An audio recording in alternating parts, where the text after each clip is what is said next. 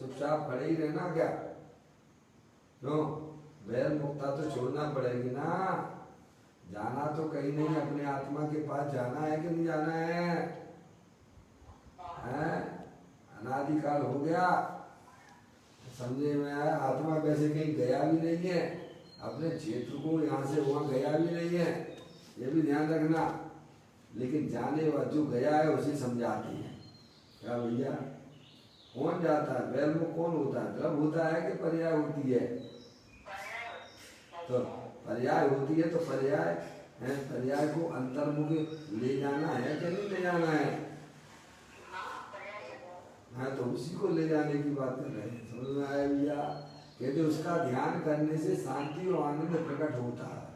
समझ गए? अपने गायक प्रभु परमात्मा को अपने ज्ञान में बसा लेना, समझ गए आप? उसका आश्रय लेना है, क्योंकि वह आत्मा स्वयं अनादि अनंत सुख शांति का भंडार है। समझ गए आप? हम 24 घंटा अपने उपयोग को कहाँ ले जाते हैं? काय के लिए ले जाते हो? क्या है पर में? कभी विचार करते हैं? समझ में आया भैया? निरंतर 24 घंटा बैरमुखी बने रहते हैं। विषय जरूर बदलते रहते हैं, बारी बार विषय बदलते रहते हैं। समझ में आए? कभी स्पर्श इंद्री के विषयों में, कभी रसना इंद्री के विषयों में, कभी चक्षु इंद्री के विषयों में, कभी कर्ण इंद्री के विषयों में घुमाते हो गए, घूमता है हमारा उपयोग। समझ में आया भैया? अब उस पर विराम कैसे करोगे? कहते सम्यक वेद ज्ञान के द्वारा। क्या के द्वारा? और सम्यक वेद ज्ञान कैसे होता है? माँ जनवाणी माता के द्वारा, जिनेन देव द्वारा बताया गया जो तत्व है, उसका यथार्थ ज्ञान कर लेने पर वह पर्याय में जो पंच इंद्रिय के विषयों के चक्कर लगा रही थी, अब वह चक्कर लगाना छोड़ देती है। जितना राग रह गया उतना ज्ञानियों का भी उपयोग बाहर रहता है। राग के कारण से हमारा आपका सबका उपयोग बाहर जाया करता है। मम्मी खाए के कारण से तो राग तोड़ दो ना। तो उपयोग में है ना? उपयोग में उपयोग है, उपयोग नहीं क्रोधादि में है। क्रोध क्रोध विषय निश्चय, क्रोध नहीं उपयोग में। उपयोग है नहीं अष्टविध कर्म वर्णो कर्म में। ये कर्म वर्णो कर्म भी कुछ है नहीं उपयोग में।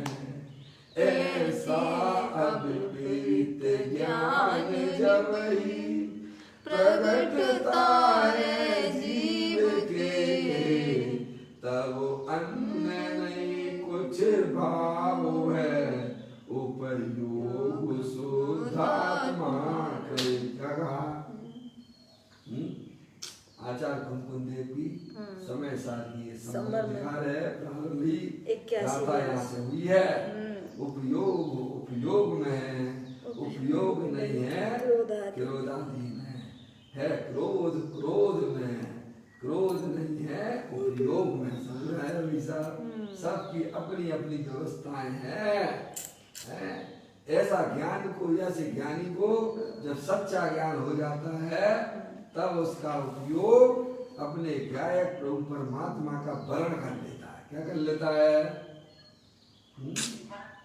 हाँ, ऐसी बात है भाई साहब। तो उसका नाम धर्म ध्यान है।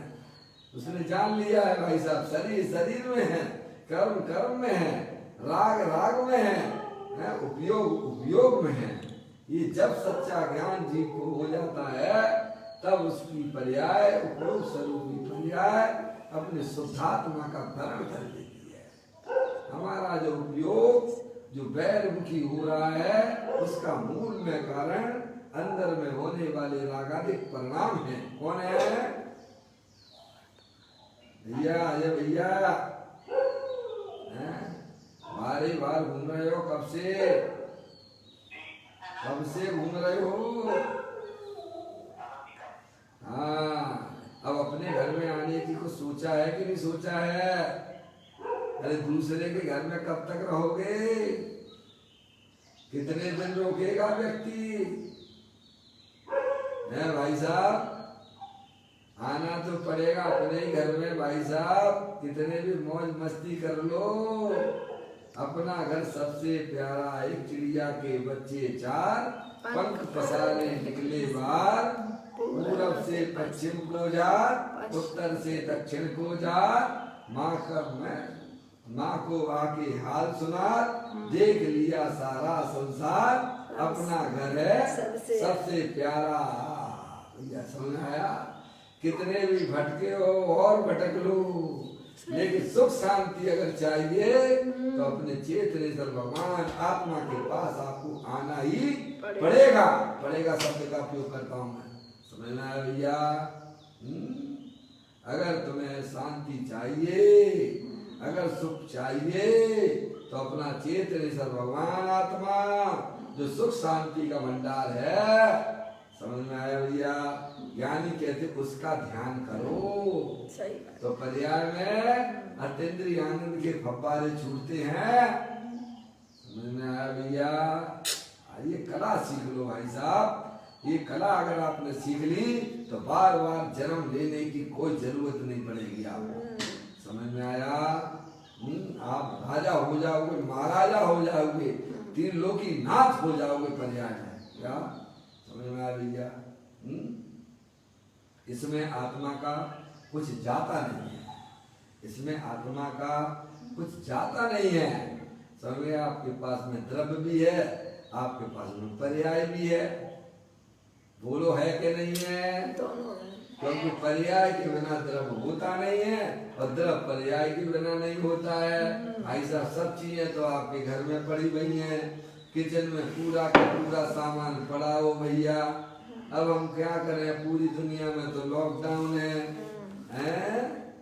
तो क्या है, बनाना नहीं आता है? नहीं आता है तो थोड़ा सीख लो ना भैया। हैं? समझ में आया? यही तो ज्ञानी कहते हैं।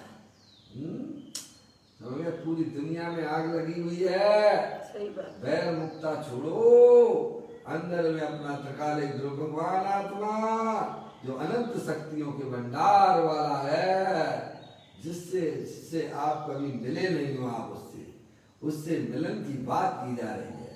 समझ में आया? पापा पापा, अच्छा अच्छा, चलो कोई बात नहीं। बहुत बहुत मस्ती कर ली भिंड वालों ने। समझ में आया? बहुत मौज मस्ती कर लिया। उनके यहाँ भी कोरोना वायरस आ गया। समझ में आया? क्या करना, ज्यादा मस्ती करोगे तो यही होने वाला है। समझ में आया भैया? देखिएगा, यहाँ यह कहती है उसका ध्यान करने से शांति और आनंद प्रकट हो। अपना भगवान आत्मा तीनों काल वज्र की है, समझ लेंगे आप, वज्र की चट्टान की तरह खड़ा हुआ है, हर समय आपके पास मौजूद है, पर हमारी नजर नहीं जा रही है भाई। अब उसके लिए क्या किया जाए? समझ में आया? कहते हैं उसका ध्यान करने से शांति और आनंद प्रकट हो, उसे धर्म हुआ कहा जाता है। अशोक भैया, अशोक भैया है क्या? अशोक भैया लाइन पर नहीं है? अजय, अशोक भैया, डॉक्टर साहब, डॉक्टर साहब, ऐसा ध्यान कहाँ नहीं किया जा सकता? आप मुझे बताओ ईमानदारी से, क्या घर पे नहीं किया जा सकता? कि क्लिनिक पर बैठ के नहीं किया जा सकता है? कि दुकान पर नहीं किया जा सकता है? कि ऑफिस में बैठ के नहीं किया जा सकता है? हर जगह किया जा सकता है, हर जगह किया जा सकता है। समझ में आया भैया? लेकिन हमारी पर्याय का झुकाव जब तक गैर मुक्ति रहेगा भाई साहब, वो तो आपको ही करना पड़ेगा। मुझे अपनी पर्याय को करना होगा, आपको अपनी पर्याय को करना होगा। यहाँ विश्व में व्यवस्था इस प्रकार की है, समझ में आया। और जिन्होंने किया है वे आज अनंत सिद्ध परमात्मा बन के अनंत सुखी हो गए, समझ में आया। यहाँ एक तरफ दूसरे तरफ का कुछ भी करने वाला नहीं है। अनंत परमात्मा माँ जिनवाणी गुरु हमारे लिए उपदेशक हैं, मार्ग बताने वाले हैं, पर चलना तो स्वयं को पड़ेगा, चलना तो स्वयं को खुद को ही पड़ेगा भाई साहब। आज चलोगे तो आप भाई साहब अभी वर्तमान में सुखी हो जाओगे, हैं, समझ गया। और अनंत काल बाद चलोगे तो उतने दुखी बने रहोगे पर्याय में भाई साहब, रहोगे तो आत्मा ही। तो ऐसा धंधा क्यों करना। अरे बैर मुक्ता तो तत्काल छोड़ने लायक है, समझ में आया। जितनी जल्दी हो जाए उतनी जल्दी का एकदम छोड़ के अपने गाय परमात्मा के पास चले जाना भैया। देखो आगे आगे और समझाते हैं। अब आप पढ़ते हैं।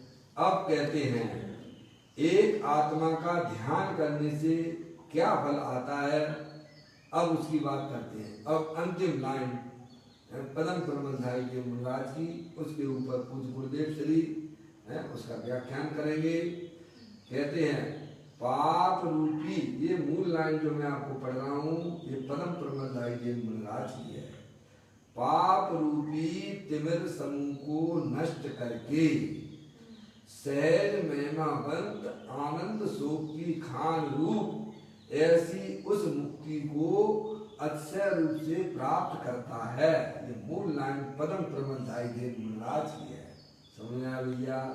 यहाँ मूल ग्रंथ से स्वाध्याय चलता है, समझ में आया भैया। देखो इस प्रकार मार्ग और मार्ग का फल, अब पूज्य गुरुदेव श्री उसका व्याख्यान करते हैं। इस प्रकार मार्ग और मार्ग फल दोनों की बात करते हैं। यहाँ पाप शब्द से देखिएगा, यहाँ पाप शब्द से यहाँ पाप शब्द से पुण्य और पाप दोनों भावों को पाप कहा है। आगे बात हमने आपको पूर्व में भी समझाई थी।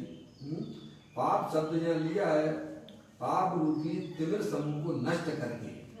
तो पूज्य गुरुदेव फिर इसको खोलते हुए कहते हैं पाप शब्द से पुण्य और पाप दोनों भावों को पाप कहा गया है, क्योंकि दोनों जो है ना ये दोनों चारित्र मुनि है, समझ गए नहीं आप।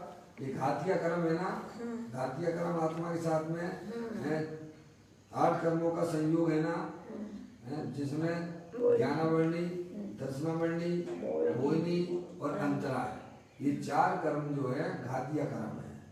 अनंत परमात्मा ने उनको ये नाश को प्राप्त किया है, समझ गए आप। तो ये जो है पुण्य का परिणाम वह भी घातिया कर्म है। क्या है, समझ गए। पुण्य का परिणाम क्या है, वह भी घातिया कर्म। पाप का परिणाम भी क्या है, घातिया कर्म है। दोनों एक की पैदाइश है, समझ गए आप।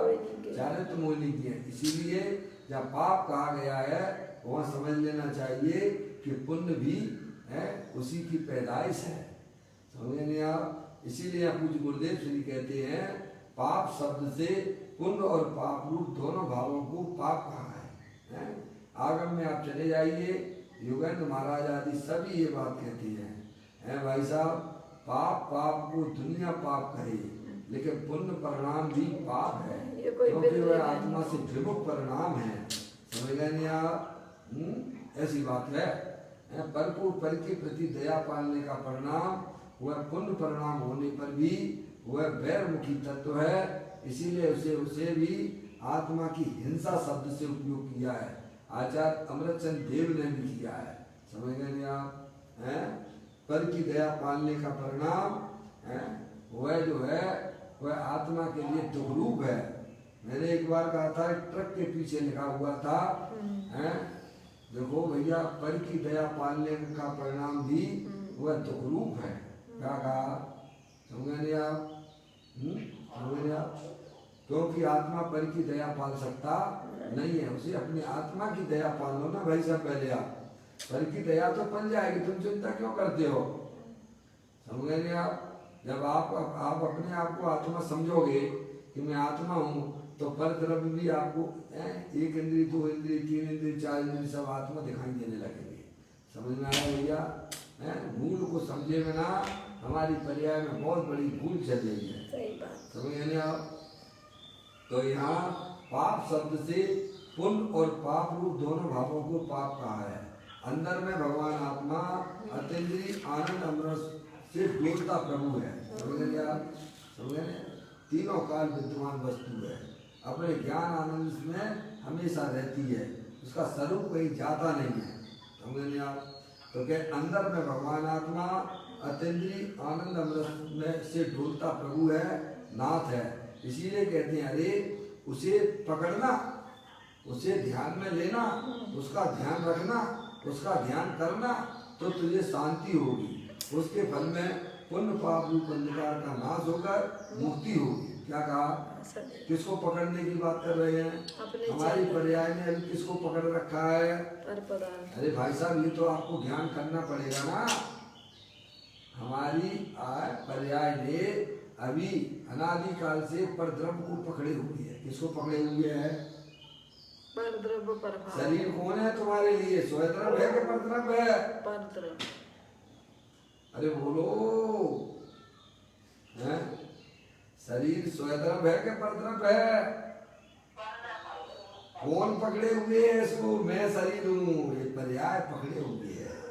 जो शरीर को अपना जानता है वो शरीर से संबंधित जितने भी चेतन अचेतन पदार्थ हैं उनमें भी उसका मैं बना चल रहा है। समझ में आ गई भाई साहब? एक तो ये बात हो गई है, पर्याय ने पकड़ परद्रव्य की कर रखी है। और अंदर में जो कसाय उत्पन्न होती है वो कसाय के अनुसार अगर हमारा काम नहीं होता है तो वह भी पर्याय में कसाय की पकड़ है। क्या कहा? हम दुखी क्यों हो जाते हैं मम्मी? कसाई के अनुसार काम है। मम्मी हैं? हमने कहा इतना हमारे लिए ये भोजन बनाना है भाई साहब, अगर आपने नहीं बनाया तो क्या हुआ? कसाई की पकड़ है ये। समझे? ज्ञानी इसको समझते हैं। समझ में आया भैया? वह उस पकड़ को अंदर से ढीली कर देते हैं सम्यक वेद ज्ञान के द्वारा, और अंदर में अपने त्रिकालिक ध्रुव भगवान आत्मा को पकड़ते हैं। पकड़ने वाली कौन है? वर्तमान ज्ञान की पर्याय। पर्याय है। अनादि काल से हमारी आत्मा की पर्याय पर द्रव्य को पकड़े हुए है। समझ में आया भैया? कसायों का पक्ष लिए हुए है। कसाय के अनुसार कार्य नहीं होता है तो उसको बड़ा तकलीफ होती है। समझ गया? ज्ञानी कहते हैं कि अंदर में सम्यक वेद ज्ञान की ज्योति जलाइए और अंदर में अपने त्रिकालिक ध्रुव भगवान आत्मा की पकड़ बनाइए। इसका नाम धर्म है। हाँ? करोड़ों रुपए देने पे सुनने को नहीं मिलेगा, आज तो फ्री में मिल रहा है। समझ में आया भैया? तो भी हम कीमत नहीं करते हैं भाई साहब। क्या किया जाए? देखिएगा यहाँ कहते हैं, देखो यहाँ बहुत सुंदर बात कहते हैं। इसीलिए कहते हैं अरे उसे पकड़, उसे पकड़ना है। किसको पकड़वाने की बात कर रहे हैं भैया? द्रव्य स्वभाव को। किसको पकड़वाने की बात कर रहे हैं? अपना त्रिकालिक ध्रुव भगवान आत्मा जो सुख शांति का भंडार है। समझ में आया? उसे पकड़ना, उसे ध्यान में लेना, उसका ध्यान रखना। हम किसका ध्यान रखते हैं? 24 घंटा किसका ध्यान रखते हो भैया? सहयोग सहयोगी भावों का। 24 घंटा शरीर का ध्यान रखते हैं। कितना संभाल करते हैं डॉक्टर साहब? किस किस का संभल रहा है? जब मेरे पास आ जाओ। है भाई साहब? क्या? अरे तुम्हारे संभालने से नहीं संभलता है, वह परद्रव्य है। हर परमाणु परमाणु ये कहता तू मेरी आस ना कर। पप्पू भैया, अरे पप्पू भैया, आवाज नहीं आ रही तो मैं क्या बोलूं? आ रही है? हर परमाणु परमाणु ये कहता है मेरी तू आस ना कर। मैं पराई हूँ, पराई मेरी आस ना कर। क्या भैया? मैं तुम्हारा कभी नहीं हो सकता हूँ। समझ गए? तो अपन को क्या करना चाहिए बताओ? उसके पीछे पड़े ही रहना चाहिए फिर, हैं? कोई व्यक्ति हो भाई साहब मैं तुम्हारा कवि नहीं हो सकता हूँ तो मेरी आशा मत करो, तो हमारा फर्ज क्या बनता है, हमारा कर्तव्य क्या बनता है? हैं? बड़ी मार करतार की चित से दे उतार, तो ज्ञानी ये करते हैं। पर द्रव्य जब मेरा नहीं होता है, पर द्रव्य को मैं संभाल नहीं सकता हूँ, तो वह अपने चित्त से उतार देता है। तो मैं अपने ज्ञाय प्रभु परमात्मा को अपने पर्याय में बैठा लेता है। समझ में आया भैया? ऐसे ही शरीर रागा दे, ये हमारे लिए सब पर द्रव्य है, ये पराई है।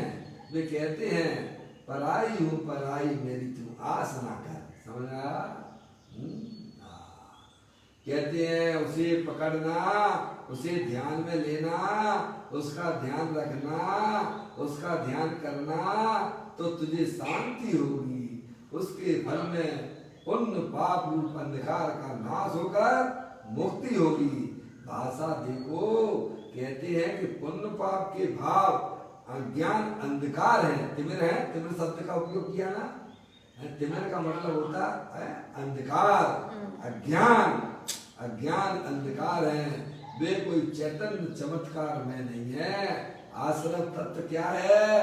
अरे आश्रम को तो ये भी नहीं पता कि मैं आश्रम हूँ। क्या कहा है? तो उसे आत्मा का कैसे अनुभव, समझ गए? वो आत्मा का अनुभव कैसे कर लेगा? उसे यही नहीं मालूम कि चेतने जो अपने को ही नहीं जानता है, तो वो आत्मा को क्या खाक जानेगा क्या? नहीं है समझ में? जानने वाला तो ज्ञान की पर्याय है, समझ में? वो आश्रम को भी जानती है और अपने आत्मा को भी जानती है, इसीलिए वह आश्रम का लक्ष्य छोड़ देती है और ज्ञान का लक्ष्य कर लेती है। कौन? ज्ञान की पर्याय।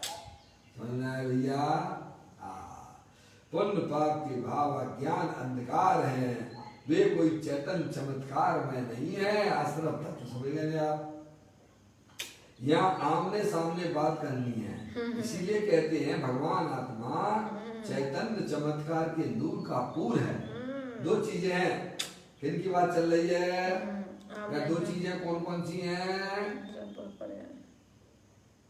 यहाँ दो चीजें कौन कौन सी हैं, कौन बताएगा? आमने सामने बात करनी है, इसीलिए दो चीजें हैं। कौन कौन सी हैं? एक आश्रम तत्व है और एक अपना त्रिकालिक ध्रुव भगवान आत्मा है। कौन है भाई साहब? हाँ, एक तरफ अपना त्रिकालिक ध्रुव भगवान आत्मा जो अमृत का कुंड है, दूसरी तरफ जो है दुख रूप पर्याय आश्रम तत्व है। हमें किसके साथ में रहना है? समझ में आ भैया? सोचिए, विचारिए आप, स्वयं निर्णय कर लिए भाई साहब। स्वयं निर्णय करोगे तो आगे बढ़ोगे, और स्वयं ऐसे ही रहोगे तो असंगी पंचेंद्रिय पर्याय में दोबारा चले जाओगे। ये मन काय के लिए मिला है? अरे आप संगी पंचेंद्रिय पर्याय में आए तो काय के लिए आए? मन क्यों में लिया? अरे अगर चिंतन नहीं करना था, विचार नहीं करना था, निर्णय नहीं करना था आत्मा का, तो भाई साहब असंगी पंचेंद्रिय पर्याय में ही पड़े रहते ना। यहाँ तक आए हो, मन लेके आए हो, तो काय के लिए आए हो भाई साहब? विचार करने, निर्विचार होना ही था, तो असंगी पंचेंद्रिय पर्याय का कम थी क्या? सही बात है। शुद्ध बुद्ध चेतन घन स्वयं ज्योति सुखधाम, बीजो कहियो खेत लू कर विचार तो पाम। मन इसीलिए मिलता है भाई साहब, संगी पंचेंद्रिय पर्याय में समय दर्शन की प्राप्ति होती है, असंगियों तक नहीं होती है। समझ में आया? तो विचार वालों का धर्म है। कहते हैं यहाँ आमने सामने बात करनी है, इसीलिए कहते भगवान आत्मा चैतन्य चमत्कार के नूर का पूर है। क्या कहा?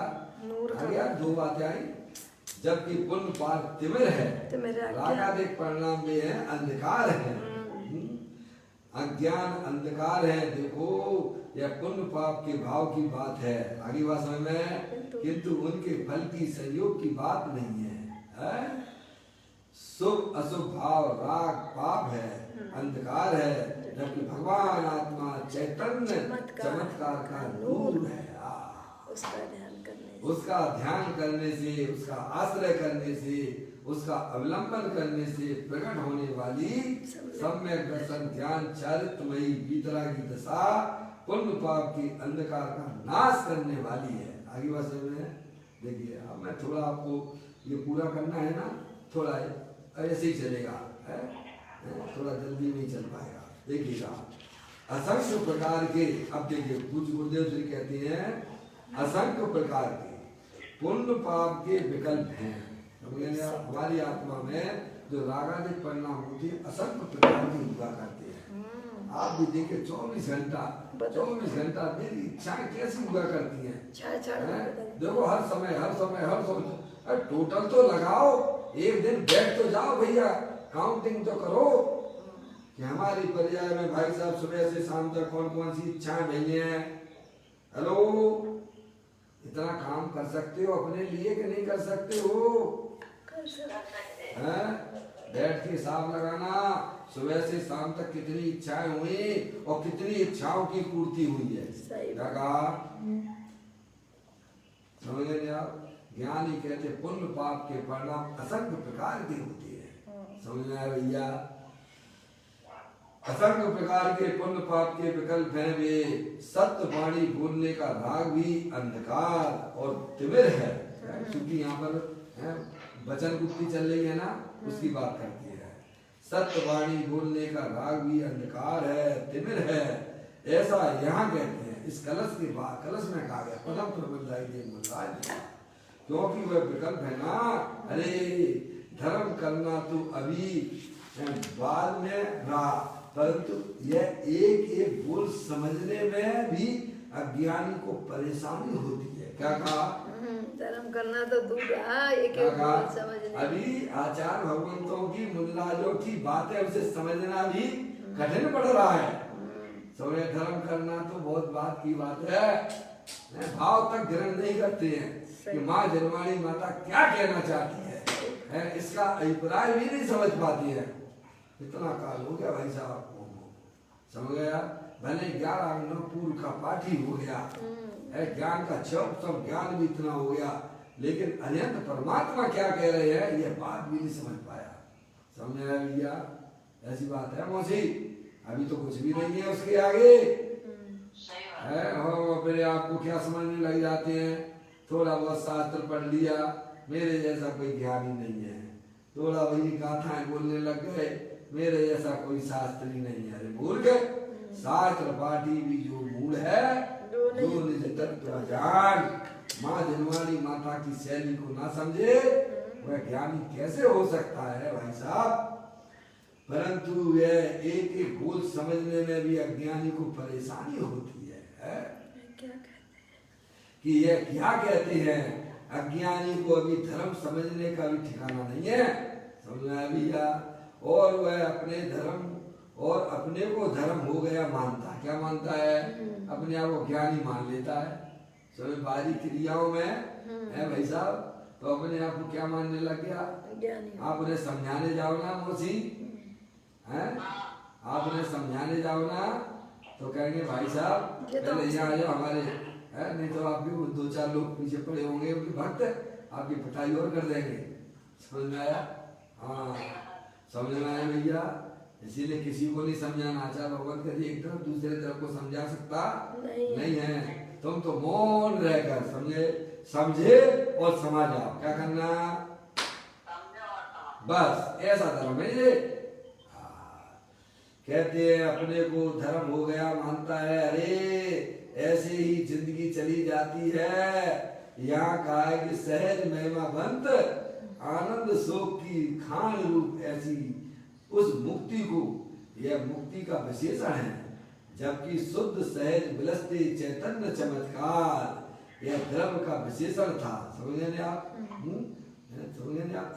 उस मुक्ति को, यानी उस मुक्ति का विशेषण है। जबकि शुद्ध सहज विलसते चैतन्य चमत्कार यह द्रव्य का विशेषण था। क्या है? तीनों काल अपना आत्मा जल ज्ञान ज्योति के समान है भाई साहब, हमेशा प्रकाशित रहता है। है, समझ में आया भैया? सूरज का कब अस्त होता है? कभी अरे सूरज का अस्त कब होता है? अरे कभी नहीं होता है सूरज का अस्त। सूरज तो हमेशा ही का समय उज्जवल रूप से प्रकाशित बना ही रहता है। ऐसे ही अपना चेतन भगवान आत्मा दे देवल में है सूरज की तरह चैतन्य सूरज जल और ज्ञान ज्योति की समान प्रकाशित ही रहता है, उसका कभी अस्त होता नहीं है। हमें आया सहज महिमावंत अनंत शोक की खान रूप ऐसी उस मुक्ति को यह मुक्ति का विशेषण है, जबकि शुद्ध सहज विलसते चैतन्य चमत्कार यह द्रव्य का विशेषण था। और उसका ध्यान, ध्यान यानी वह पर्याय, ध्यान करने वाली कौन है? अरे भाई साहब किसका ध्यान करते हो? अरे पर के ध्यान में तो दुख की पर्याय उत्पन्न होती है, आत्मा की हिंसा होती है भाई साहब। अपने आत्मा का ध्यान करने से तो पर्याय में निराकुलता की उत्पत्ति हो जाती है। उसका ध्यान यानी वह पर्याय तथा मुक्ति भी पर्याय है, समझ लेंगे आप? ध्यान करने वाली भी पर्याय है, और पर्याय में जो अनंत दर्शन ज्ञान सुख वीर की पर्याय प्रकट होती है वह भी पर्याय है। समझिए पर्याय किसका ध्यान करती है? जो अंदर में सहज विरसित रूप चैतन्य चमत्कार वस्तु है, समझ आया भैया? अंतरंग में स्वरूप को ध्यान में लेने से उनके फल में सहज महिमावंत मुक्ति प्राप्त होती है। मुक्ति की सिद्ध पद की सहज महिमा है और वह आनंद सुख की खान है। गुरुदेव श्री कभी भी लाइन से हटते नहीं है, ये गुरुदेव श्री की खास बात है, समझ में आया? उनको तुम्हारे कोई कहानी किस्सा सुनाने में कोई इंटरेस्ट नहीं है, समझ में आया? या अपनी आत्मा की कहानी अनंत काल तक भी करते रहो तो भी कभी पूरी होने वाली नहीं है, हैं? पहले अपनी तो धो लो भाई साहब, दूसरे की तो बाद में सुनाएंगे। अपनी ही पूरी नहीं हो पा रही है, क्या कह रहे हैं मम्मी? सही है। हेलो समझ में आया? हमें दूसरों की कहानी में बड़ा इंटरेस्ट होता है प्रभु। गुरुदेव श्री कहते हैं अपनी कहानी तुम पूरी नहीं कर पाओगे भाई साहब, अपनी कहानी कहना चालू कर दो। दूसरों की कहानी में तुम्हें इंटरेस्ट आता है तो तुम्हारी होनहार अच्छी नहीं है। अपने क्या है प्रभु परमात्मा की कहानी अनंत काल तक भी करते रहोगे तो भी पूरी होने वाली नहीं है, अभी से प्रारंभ कर देना चाहिए। इसलिए गुरुदेव श्री कभी लाइन से हटते नहीं है, समझ रहे आप? अज्ञानी शब्दों में बोलता है कि सिद्धा सिद्धिम मम विसंतु, हे सिद्ध भगवान हमें सिद्ध पर दिखाओ, अर्थात हमें केवल ज्ञान प्राप्त हो, ऐसी याचना करता है। पार्श्वनाथ देव से आपकी करूं सदा दीजिए मोहन निवास मोक्ष भूलिए नहीं, दीजिए निवास भूलिए नहीं कदा, दीजिए प्रभु मुझे मोक्ष दे दीजिए। प्रभु क्या करता है? इनके सामने गिड़गिड़ाता है। बहुत से तो है शांति प्राप्त करने के लिए शांति विधान करते हैं भाई साहब, कितनी देर खड़े होते हैं उस शांति विधान में, ये भी देख लीजिएगा। मौसी करवाने वाला कितनी देर रहता है शांति विधान में?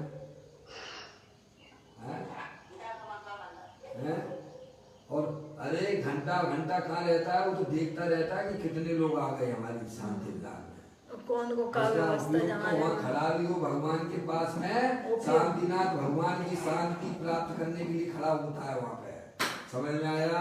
वो पहले अशांत हो जाता है, क्या समझ में? ये सब मिथ्या मानता है, शांतिनाथ भगवान शांति नहीं देते हैं, पार्श्वनाथ भगवान कोई संकट दूर नहीं करते हैं। तुम्हें ना तो संकट का पता है, समझ में आया? पार्श्वनाथ डॉक्टर साहब के पास जाए, डॉक्टर साहब हैं तो डॉक्टर साहब कहेंगे बोलो क्या तकलीफ है आपको? अरे साहब वो तो मुझे नहीं मालूम, आप ही बताओ। अरे भाई ऐसा नहीं चलता है क्या? अरे भगवान के पास गए हो, पार्श्वनाथ भगवान के पास गए हो किसके लिए? कि भगवान हमारे सब संकट दूर कर दो, तो बताना पड़ेगा ना भगवान को, कि नहीं बताना पड़ेगा? भगवान पूछते तुम्हें क्या संकट है भाई साहब बताओ ना, हैं? तो आप कहोगे साहब ऐसा है, हमारे घर में जो है ना बहुत जरा पैसा नहीं है, हमारे बच्चे की तबीयत खराब रहती है। ये तो तुम्हारा कोई संकट है ही नहीं है, ये तुम अपने संकट के लिए आए हो भाई साहब। तो आपको अपना संकट बताओ ना। ज्ञानी कहते हैं संकट अगर कुछ है आत्मा के लिए तो अंदर में मोह राग द्वेष की परिणाम वे ही हमारे लिए संकट है। समझ में आया भैया? उसकी दवाई बीतरागी दे देती है।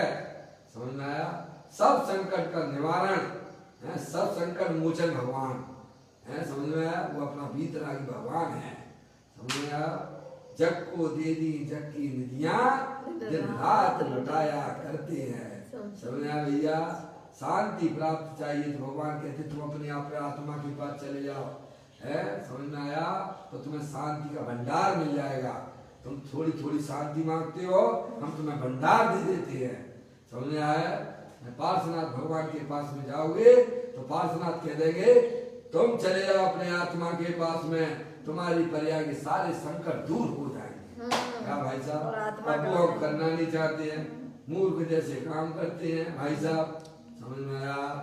देखिए यहाँ कहते हैं अज्ञानी हमें केवल ज्ञान प्राप्त हो ऐसी याचना करता है। वो आती है ना, मोक्ष सप्तमी आती है ना, उस समय यही कहता है क्या आने वाली है, पार्श्वनाथ भगवान दीजिए मुझे पार्श्वनाथ देव सेव आपकी करूं सदा। ऐसी कंठ में याद हो गई है कि शायद सपने में भी ना भूले। समझ? अरे भगवान आत्मा को बसा लो। समझ में आया? तो कभी भूलने का कोई काम ही नहीं है, याद करने का भी काम नहीं है। समझ आया? केवल हमें केवल ज्ञान प्राप्त हो ऐसी याचना करता है, परंतु उसके अर्थ को कुछ भी समझता है। अर्थ कुछ भी नहीं समझता है, जिनवाणी के शब्द को बिल्कुल भी नहीं समझता है। केवल एकांत पामर होगा भगवान के प्रति गिड़गिड़ाता रहता है। इसे तो तुमनी में कंकड़ जैसा है। अब यदि अर्थ का पता नहीं है तो भाव का भाषण होना कैसे संभव है? अज्ञानी तो सामायिक का पाठ बोलकर धर्म हो गया मानता। क्या अब ये की नई परंपरा चलने लगी है? बस किताबें खोल के बैठ जाते हैं और गया हुआ सामायिक हो गई। अरे बोल सामायिक यानी अपने आत्मा के स्वरूप में जाना, उसका नाम सामायिक है। हमने क्या सामायिक मान ली? पाठ पढ़ लिया, बस पाठ पढ़ लिया, भूल लिया, सुबह शाम भूल लिया और हमारी हो गई सामायिक। क्या भाई साहब? अरे सम्यक विज्ञान करो। अरे जो हम आपको 10 मिनट विधि कराते हैं, अरे इस विधि की तरफ तो आ जाओ। बेमुखी बने रहते हैं, पाठ बोल लिया और होगी हमारी सामायिक। किसको सुनाई तुमने? अब ये भी चलने लगा है। समझ में आया कि नहीं आई? और मान लेते ये गुरुदेव से लिख रहे हैं अज्ञानी तो सामायिक का पाठ बोलकर धर्म हो गया मानता है। क्या मानता है? कि हमारी सामायिक हो गई। मौसी सामायिक का स्वरूप भी नहीं जानता है। अब ऐसी परंपरा हो गई, चल गई। भैया परंतु उसमें धूल भी धर्म नहीं है। पाठ करने धूल में भी धर्म नहीं। समझ में आया? कसाई की मंदता है, शुभ परिणाम है, हम समझ धर्म तो नहीं है वो। समझ में आया? धर्म तो अपने क्या है, परमात्मा के पास जाने पर ही होगा। जैन नाम धराता है तो भी उसे कुछ पता नहीं है। जिसका अंतर स्वरूप परमात्मामय है, ऐसे अखंडानंदमय प्रभु आत्मा को जिसने ध्यान में लेकर पकड़ा है, समझ में आया? वह सहज महिमा बंत आनंद सुख की खान ऐसी मुक्ति को अक्षय रूप से अर्थात विशेष रूप से प्राप्त करता है। तात्पर्य है कि उसकी मुक्ति होती ही है, गारंटी से होती है। जो अपने पर्याय में अपने ज्ञायक प्रभु परमात्मा की पकड़ बनाता है, उसकी नियम से उसकी मुक्ति होने वाली है। समझ में आया?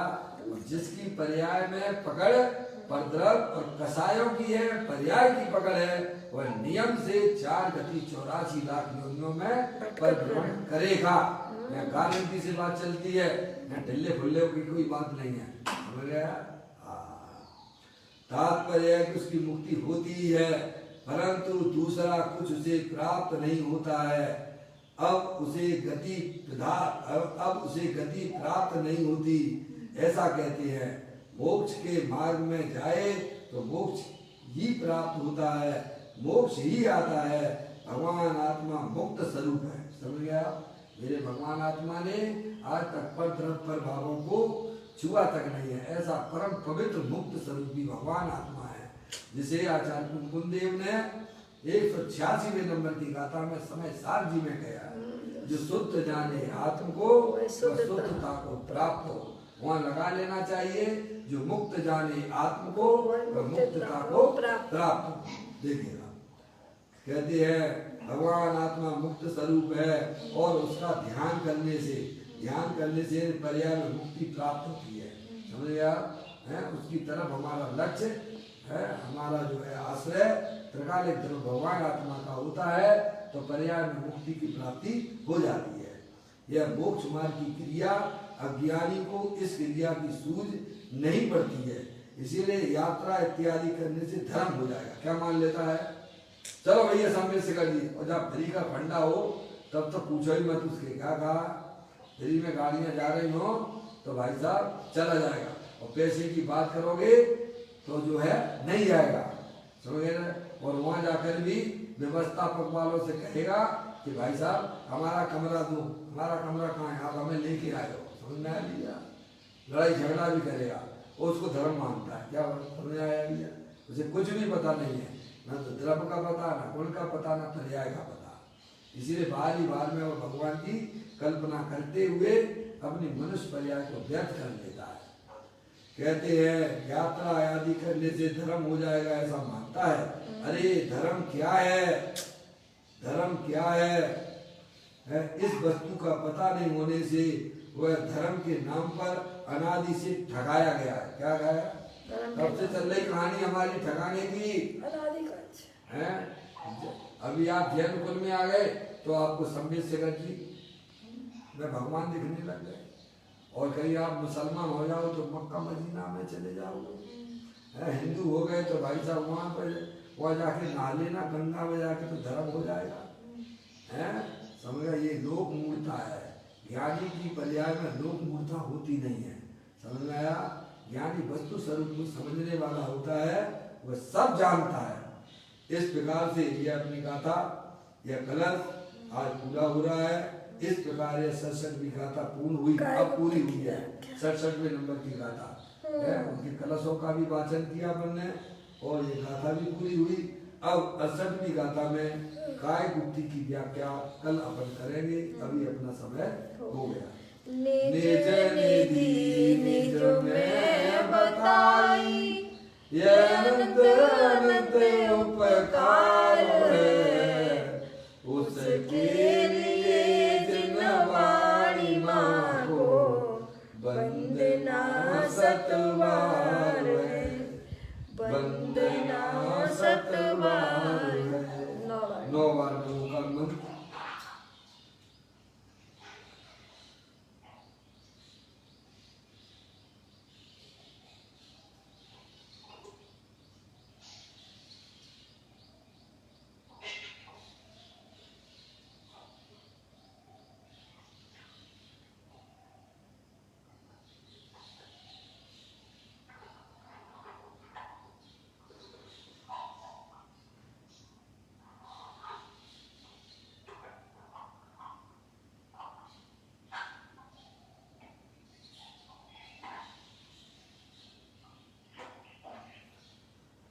बोलो द्वादशांग दिनवाणी माता की जय, महान जैन धर्म की जय। सभी